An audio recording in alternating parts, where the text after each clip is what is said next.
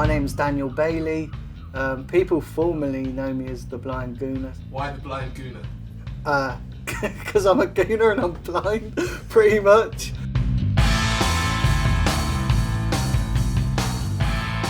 I'm actually registered totally blind, but I do have light perception, so I can see when it's night and day, and I can see colours up close. I'm from Birmingham originally, but I've lived in Exeter since I was 5. I've just got to get my cane ready. Sure. It's hanging up. I'll put your one on the top, Dan. So I went to the West of England School, which is a blind and partially sighted college.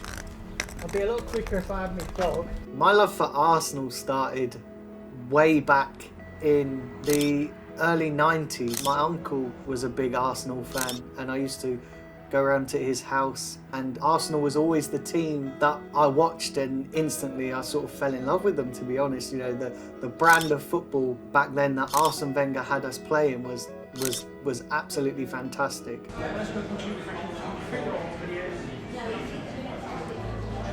Oh no. What's that? Oh, there we go. My wedding wreath fell off. Oh. You have to go home? Yeah. My missus, honestly, my missus would kill me. My favourite player was Thierry Henry. Thierry Henry was just, people always say Dennis Bergkamp is the best player to ever play for Arsenal, but Thierry Henry was the greatest player to ever play for Arsenal. So my journey to the Emirates, usually I get the train from Exeter. It takes about 2 hours, 2 hours 15 minutes. Then I'll get the tube from Paddington across to Arsenal, and then I'll go into the Emirates. The furthest I've been to watch Arsenal play, I've not done a European game yet. I've only been in this country. So the furthest I've been is probably up Newcastle. The first ever live game I went to at the Emirates has a very, very interesting backstory. So I was at college at the time, and it was always my dream to go and watch Arsenal. And a good friend of mine who worked at the college as well, he said to me, listen, I've managed to get us tickets to go and watch Arsenal. So I remember we went up to London. You guys will know that going to London for the first time is daunting, and it's easily to get lost in London if you don't know where you're going. So that's essentially what happened to us. We got lost. We ended up getting there 20 minutes before the game ended. So if you don't mind me asking, are you is it partially or fully blind? I'm totally blind. Totally blind. Yeah. The other Arsenal fans, it's a mixture.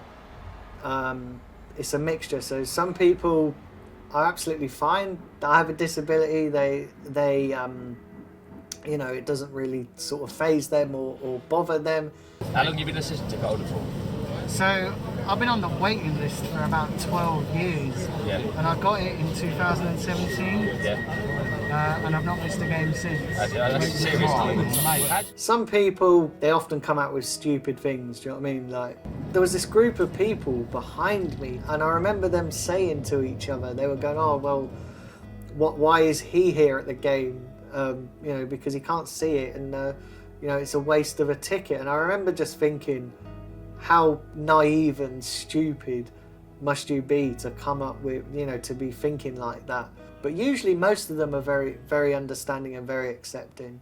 Listen, all the best, mate. Cheers. Have a lovely night, mate. Have a lovely night. Cheers. Where are we? Arsenal? Yeah. The facilities at Arsenal for disabled people are fantastic. You're right. Hello. Hi, Daniel. How are you? Yeah, not too bad. I can't fault the facilities, For myself, who's a guide dog user, they have a guide dog pen at the side of the stadium. There's a good disability team. The disability lounge at Arsenal is fantastic. From going to other Premier League grounds and other facilities for disabled people, honestly, the ones at Arsenal are the best. As I walked into the stadium for the first time, it was absolutely amazing, because I'd never been to a Premier League ground. To walk into the stadium with 60,000 people and to be around so many Arsenal fans, it was amazing. And the atmosphere, it's very difficult to describe, but I just got the bug from then. So when I go to a game, Yeah, they have audio commentaries. Arsenal's commentary is brilliant. So I sit in the lower tier of the North Bank, which is where I find that it's got the best atmosphere. And I sit right at the back, so I've got space for my guide dog as well. It's a nice place. I enjoy where I sit.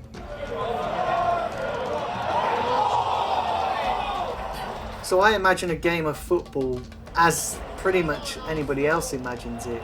You know, when they see on the pitch, you know, a green pitch with 11-a-side players. So it's not much different to what you guys see. And the reason for that is because I listen to a lot of audio commentary. So the audio commentary is very descriptive in setting the scene of a game of football when it first kicks off. So yeah, it's not much different to yourselves, to be honest. Here come Arsenal, Martinelli! Oh, that could have been the lifeline.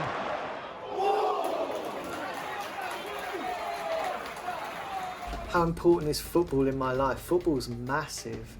Do you know what I mean? It's a big thing for me. I suffer with depression and anxiety, so football for me is an escape. It's a chance just to put everything else aside and just go and enjoy the atmosphere, the emotions of winning and losing, meeting up with friends and just enjoying the general buzz.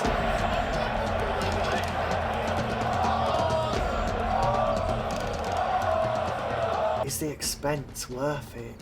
It is. I think it is. The expense is worth it. The travel's worth it. It's not just the actual game itself. It's the excitement. You know, it's everything about it. You know, just for me, because I live down here in Devon, in Exeter, obviously there's a long journey to London, so the atmosphere builds, and yeah, I would say it's definitely all worth it. I won't give it up for the world.